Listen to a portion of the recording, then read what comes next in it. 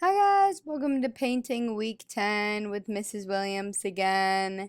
And so this week, hopefully we'll get some rainbow wall up by Monday. I'm so sorry I've been late about that. This week, as usual, we're going to sketch 5 new prompts. We're going to complete an artist spotlight, which I love seeing your guys' choices in artist spotlights. You always surprise me by choosing people just outside the box, even for my list. And then we're going to continue to master art skills. It is not Inktober anymore, so our sketches now go back to normal. And so that slide has gone back to normal now. For those that are new, in case you've never done an artist spotlight before, this is how you do it. It's really easy. You'll just hop into Google Classroom. You'll choose an artist from the list and answer 3 out of the 5 following questions over here. This week, Monday through Thursday, we're going to be creating a texture chart with visual additives. That means adding a material or an ingredient to watercolor to make it react in a different way to create visual interest, to make it look cooler. And so Monday, we're going to separate our paper into 6 different sections. And tape them down so that way when we take off the tape, it'll just look really clean and crisp and professional. Tuesday through Thursday, I'm going to have you guys do 5 textures with number 6 being optional.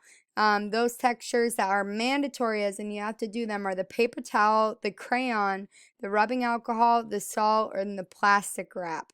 And the one that's optional is a paper doily or lace. And paper doilies can be found at Dollar Tree and lace can be found at home. And I'm going to have a separate video on how to do these techniques, so don't worry about it if you don't know how to use them yet. And then most of these techniques are pretty instant, as in you can see the chemicals reacting really fast and the look you want is just right there. However, 2 of them, salt and plastic wrap, you need to wait about they say an hour, but really the best results for me come after 3 or 4 hours of just letting them sit. And so this is not something you want to wait until Friday afternoon to start. You'll really need to wait for those chemicals to react properly. I'm going to have a separate video on how to get these techniques down, but this is about what your chart is going to look like minus the doily. The doily I have to do a little bit separately tomorrow. And so if you're like, oh, did I do this right? Does this look right? You can look back to this slide to see how each of those textures should look hypothetically at the end of this week. And so that's what we are doing. Now, next week, you're going to choose one of these techniques and then make a final painting with it. And so expand on it, choose one of the ingredients you're really comfortable with, and then go from there.